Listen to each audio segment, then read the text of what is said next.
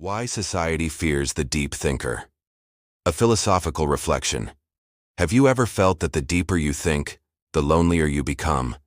That the more you seek truth, the more you find yourself on the edges of conversation, of connection, of society itself? If so, you're not mistaken. Throughout history, those who dared to think deeply have often been misunderstood, not because their thoughts were false, but because they pierced too sharply into the illusions most people depend on. What the Greek sage Socrates, whose life ended with hemlock, famously declared, "The unexamined life is not worth living," and for that he was condemned. Why? Because those who examine life often find what others wish to leave untouched. To understand why society resists intelligence, we must look not to books, but into the mirror. When you meet someone physically stronger, you may admire them. When you meet someone wealthier, you might envy them. But when you meet someone intellectually deeper, someone who thinks in ways you've never considered, you are not simply observing them. You are forced to confront yourself. Friedrich Nietzsche once wrote, "He who fights with monsters must take care lest he thereby become a monster. And if you gaze long enough into an abyss, the abyss will gaze back into you." Deep thinkers are the abyss. Not by choice, but by nature. They do not simply offer insight, they reflect the limitations of others. And reflection, for many, is unbearable. Human beings evolved not to seek truth, but to survive. In ancient tribes, survival depended on harmony, on belonging, not on questioning. Philosopher Simone Weil observed, "To be rooted is perhaps the most important and least recognized need of the human soul." And yet deep thinkers are often uprooted, not because they lack loyalty, but because their questions pull at the roots others depend upon. We fear the thinker because we fear disintegration. A single idea, clearly expressed, can unravel decades of certainty. What religion, what politics, what personal identity survives scrutiny unscathed? Modern neuroscience confirms what ancient thinkers sensed. When faced with intellectual superiority, the human brain activates its threat response, particularly the amygdala, which governs fear and survival. It's not just discomfort, it's biology. Intelligence threatens not the body but the self-image. And so, the thinker becomes the enemy, not of people, but of their illusions. Carl Jung captured this truth well. People will do anything, no matter how absurd, to avoid facing their own souls. And so we mock the thinker. We dismiss them. We exile them. Arthur Schopenhauer, the 19th century German philosopher, observed life with piercing clarity. He once said, "A high degree of intellect tends to make a man unsocial." He did not mean antisocial. He meant estranged. The more one sees, the harder it is to engage in surface talk. Small talk feels empty. Status games feel childish. False smiles unbearable. Where others chase ambition, the deep thinker often stops and asks, "But why?" That question, innocent as it seems, threatens the structure of society itself, because society is built not on truth, but on collective agreement, and thinkers question the agreement. Psychologists have given names to what philosophers have always known. The Dunning-Kruger effect. Those who know little often overestimate their insight. The backfire effect. When confronted with contradictory evidence, people cling more tightly to their beliefs. The status quo bias. We prefer what is familiar over what is true. The result? A society where confidence is celebrated more than wisdom, where charisma outweighs clarity, where comfort is valued over inquiry. George Orwell warned us, "In a time of universal deceit, telling the truth is a revolutionary act." Today, the thinker faces a new challenge. The algorithm. Digital platforms reward speed, simplicity, and outrage. The slower, more nuanced voice of reason is drowned out. Plato once so feared that writing would weaken memory. What would he say now when thinking itself is at risk? A viral slogan can reach millions. A careful argument reaches a few. The result? A culture that consumes ideas like fast food, quick, addictive, and ultimately unhealthy. From Galileo to Hypatia, from Diogenes to Alan Turing, the deep thinker has often stood alone. History does not erase them, but it does not reward them in their time. Arthur Schopenhauer reminded us, all truth passes through 3 stages. First, it is ridiculed. Second, it is violently opposed. Third, it is accepted as being self-evident. If you are in the first or second stage, do not despair. You are in good company. The thinker lives between worlds. In one world, there is belonging, but at the cost of silence. In the other, there is truth, but at the cost of connection. This is the ancient paradox, as the Buddha said. The awakened one walks alone, like the rhinoceros. To walk alone is not to be lost. It is to follow a path that few see and fewer dare to tread. If society fears intelligence, should the intelligent withdraw? Not entirely, but they must choose their battles with care. Seek not to be heard by the crowd, but by those with ears to hear. Marcus Aurelius gave a quiet instruction that still echoes. Waste no more time arguing what a good man should be. Be 1. Your thinking is not a weapon, it is a light. Not everyone wants light, but for those who do, you are a beacon. So if you think deeply and feel alone, know this. You are not broken. You are not strange. You are rare. And society has always had trouble with the rare. Continue to think, to question, to see. Not because the world welcomes it, but because your soul demands it. The poet Rainer Maria Rilke once whispered to us across time, you must give birth to your thoughts. They are like future beings waiting to be born. Let them be born, even in silence, even in solitude, especially then. Why are people afraid of those with a higher intellect? Not just hesitant, not merely skeptical, but afraid, in the quiet, primal way that fear roots itself deep in the body before the mind has words to explain it. The answer lies not in hatred, but in vulnerability. To be around someone of deeper intellect is not like meeting someone stronger or more successful. It is like standing in front of an X-ray machine that reveals the hidden fractures in your own mind. Jean-Paul Sartre once said, hell is other people, but perhaps the true discomfort is not in the other person, but in what they reveal about us. A highly intelligent mind holds a mirror, one that does not flatter, and most people are not prepared to see what is shown. Consider this. We define ourselves not only by our experiences, but by our thinking about those experiences. And when someone enters the room with a mind that dissects reality more sharply, questions assumptions more quickly, or sees 10 layers deeper, we feel exposed. We ask ourselves, often unconsciously, what do they see in me that I haven't seen in myself?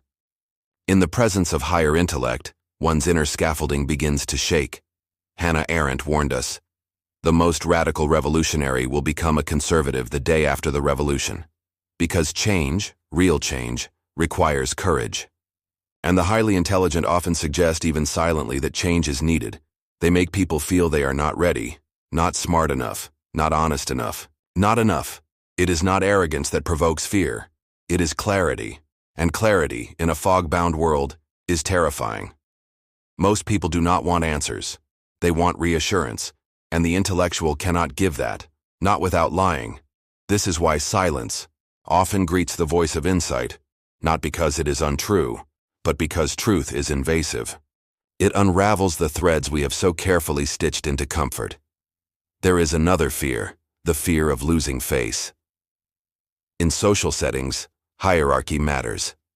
A person of higher intellect disrupts this balance. They ask uncomfortable questions. They don't play the game. Søren Kierkegaard observed, people demand freedom of speech as a compensation for the freedom of thought which they seldom use. And so when someone dares to use thought deeply, when someone dares to wield the freedom most never touch, they become a danger. Not because they intend harm, but because their very presence shows that others have not used their freedom well. This creates resentment. People don't just fear being wrong, they fear being seen as wrong, and so they turn away from the thinker. Or worse, they belittle them. The term overthinking is often thrown like a stone, but no one ever says, you overfeel or you overbelieve, because to think deeply is subversive. To question is to rebel. The 20th century philosopher Bertrand Russell said it plainly. Many people would sooner die than think. In fact, they do. Higher intellect also brings with it a peculiar silence, not because it has nothing to say, but because it understands too much. The intelligent often withhold, not out of arrogance, but out of futility. They learn over time that to speak too plainly invites suspicion. To share too much invites distancing. To reveal too deeply invites exile. So they nod, they smile, they observe, and others call them strange or cold, never realizing they are simply being cautious. Virginia Woolf once reflected, "The eyes of others, our prisons, their thoughts, our cages." To be visibly intelligent in a world that fears thought is to live behind invisible bars, and yet the intelligent do not wish to dominate. They simply wish to understand. But understanding itself is threatening to those who mistake agreement for harmony. There is yet another fear, the fear of being dependent. When someone smarter than us explains something vital, something that shifts our worldview, we feel indebted, and many cannot tolerate that. To accept help is to accept limitation. To learn from someone else is to admit we were once in error, but ego resists this fiercely. The French philosopher Montaigne said, "It is not a sign of arrogance for the king to wear purple, nor for the philosopher to think." Yet society sees the thinking man in purple and suspects he dressed himself that way to feel superior. In truth, he wears the garment of thought not out of vanity, but because the fabric was woven from solitude, contemplation, and pain. Most cannot see that. They see only the contrast, and they recoil. Finally, perhaps the greatest fear is this, that intelligence, once revealed, cannot be unseen. Once someone shows you a flaw in your reasoning, or a crack in your belief, or a shadow beneath your certainty, you cannot go back. It is easier to silence the voice that points to the leak than to admit the ship is sinking. This is why people laugh at the philosopher before they listen. This is why they ridicule the scientist before they understand. This is why they fear the thinker, not because he harms them, but because he disarms them. So what must the intelligent do? They must walk with grace, not apologetically, but gently. They must learn when to speak and when to wait. Not because their ideas lack power, but because power must be handled with humility. They must accept that fear will greet them in many forms, mockery, rejection, even hostility. But in all things, they must remember this.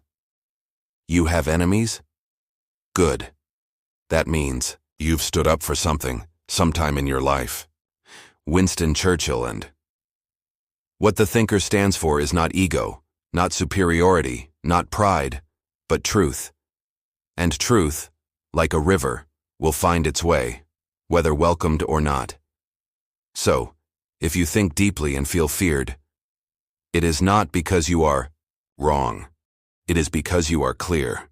And clarity has always been the most dangerous light in a world that worships the comfortable dark. Keep thinking, keep questioning, keep walking, even when the path is lonely, especially then.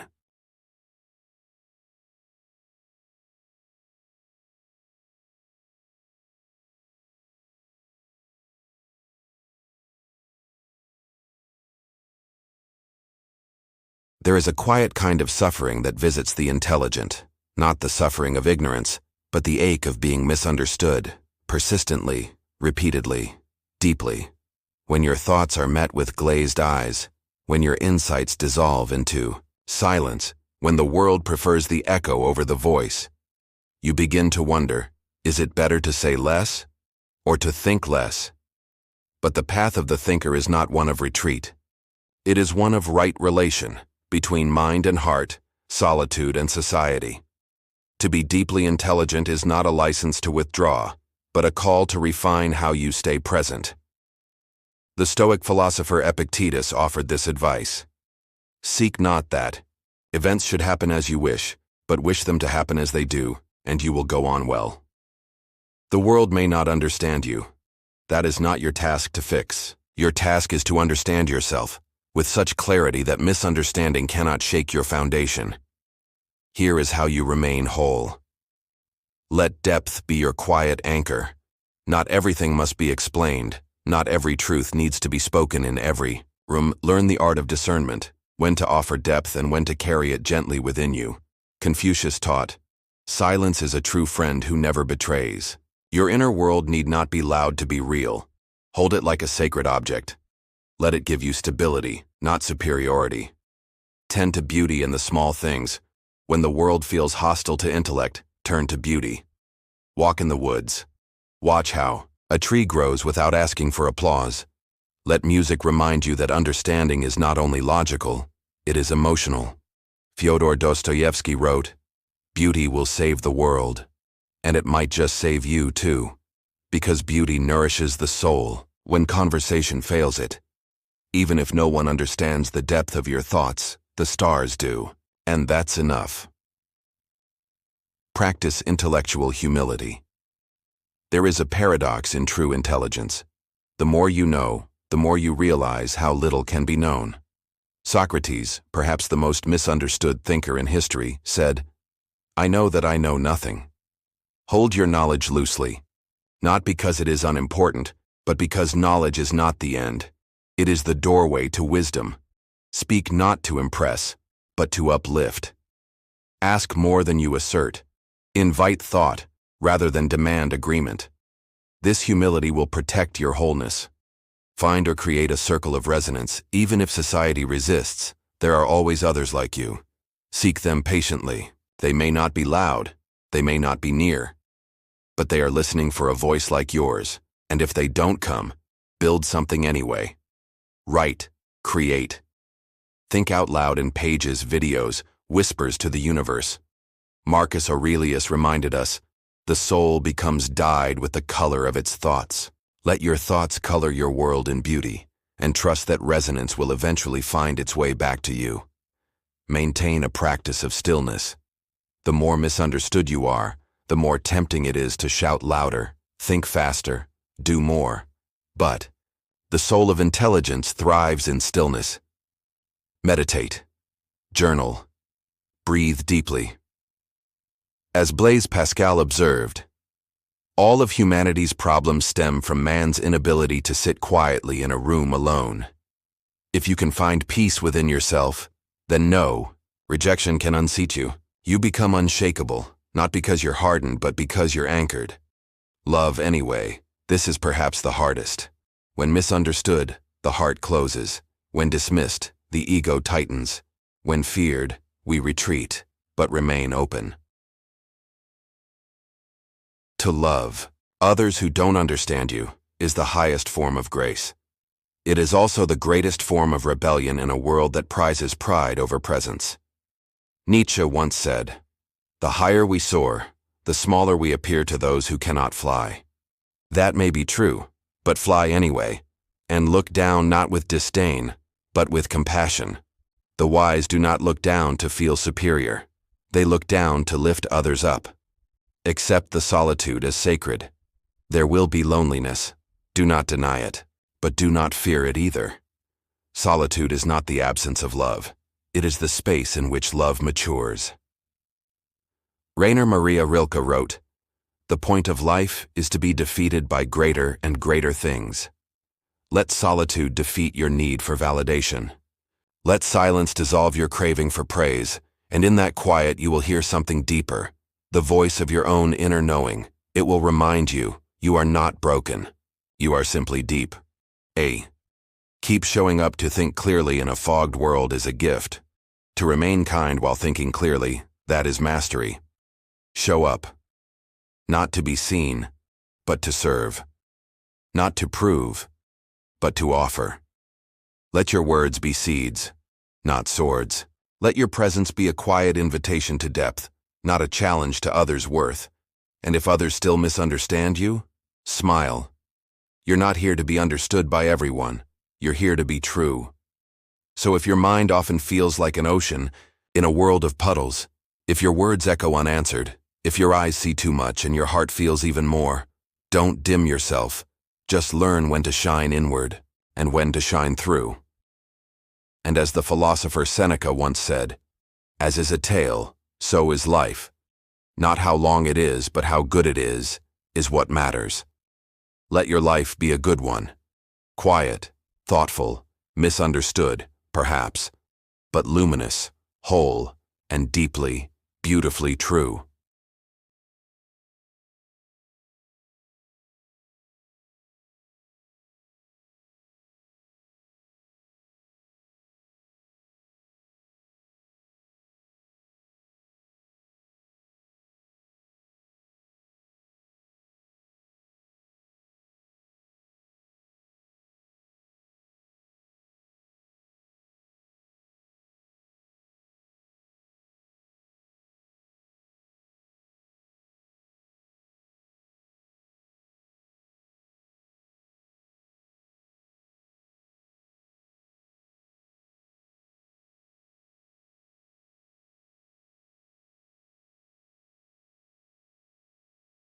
When you have seen too deeply, the path forward is never simple.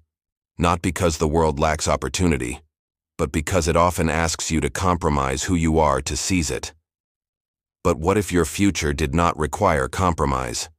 What if it could be crafted, not just accepted, as a living reflection of your depth, your peace, your intellect? The question is no longer, how do I fit in, but rather, how do I build something I can belong to? Begin, not with a goal, but a truth. Most people build their futures backwards. They chase outcomes, wealth, fame, success, without asking what they truly need.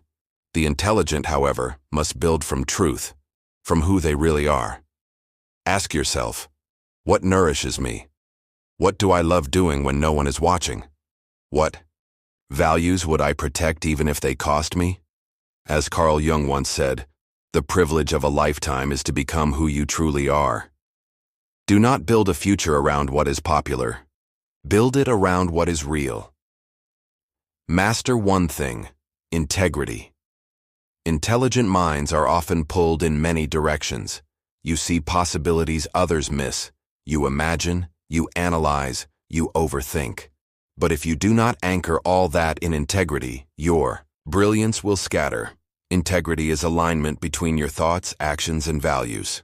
It is doing what is right, even when no one notices, especially when no one notices. As Leonardo da Vinci once said, simplicity is the ultimate sophistication. Build simply, not shallowly, but with essence.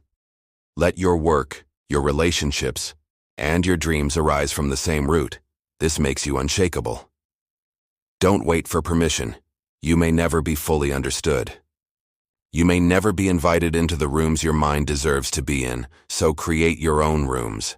Write, build, design, speak, record, invent. Whatever your gift is, give it anyway. Ralph Waldo Emerson declared, "Do not go where the path may lead. Go instead where there is no path and leave a trail." The future does not belong to those who wait to be chosen. It belongs to those who choose themselves with gentle, persistent courage. Invest in stillness. As strategy, the world is obsessed with urgency. Move fast, scale quickly, seize every moment. But deep thinkers must live by a different clock. Stillness is not laziness, it is alignment. It is what allows you to build from wisdom rather than reaction. Lao Tzu wrote, "Doing nothing is better than being busy doing nothing." Make time for silence. Let ideas marinate, not just multiply. Your future deserves more than fast answers. It deserves thoughtful ones. Craft a wholesome vision, not just an ambitious one. There is a difference between ambition and vision. Ambition asks, how much can I achieve? Vision asks, what kind of life do I want to live? A wholesome future is one in which your intellect has a home, where you don't have to hide your thoughts or dim your joy, where your work feels meaningful, your relationships feel safe, and your heart feels alive. Don't just build a brand, build a rhythm, a pace that protects your mental health, values your peace, and rewards your curiosity. As Thoreau said, go confidently in the direction of your dreams. Live the life you have imagined. Your future does not need to be loud. It only needs to be true. Surround yourself with resonance, not noise. In building your future, who surrounds you matters more than what surrounds you. Avoid the trap of chasing circles that look impressive but feel empty. Seek those who hear you before you speak. Those who make you feel seen without needing to prove yourself. Jean-Paul Sartre once said, "Hell is other people." But perhaps heaven is also other people, the right ones. Choose carefully. Your future will echo the values of those you share it with. Redefine success as wholeness. The world will tell you success is money, fame, followers, prestige. But if you build all of that and lose your joy, your stillness, your kindness, what have you really built? The intelligent must redefine success not as accumulation, but as integration. Are you waking up in peace? Are you doing work that matters to you? Do your relationships nourish your soul? Are you proud of how you move through the world? If yes, then you are already successful. As Viktor Frankl wrote, what man actually needs is not a tensionless state, but rather the striving and struggling for a worthwhile goal. Struggle, yes, but let it be worthy. Build not just for you, but for others. Your intellect is not just for personal achievement, it is for contribution. The world may resist your insights, but it needs them. Every book written, every idea shared, every project built with depth, plants, seeds, and soil you may never see bloom, but that does not mean they are wasted. As the Talmud teaches, you are not obligated to complete the work, but neither are you free to abandon it. So build, not for applause, not for validation, but because the future deserves the presence of minds like yours. Final thought. The slow future is the deep one. You may build slower than others. You may walk paths that look empty. You may be doubted, overlooked, or misunderstood, but stay the course. Because the future you are building is not made of speed or noise, it is made of truth. And truth, unlike trend, endures. Be patient. Be precise. Be kind. And above all, be whole.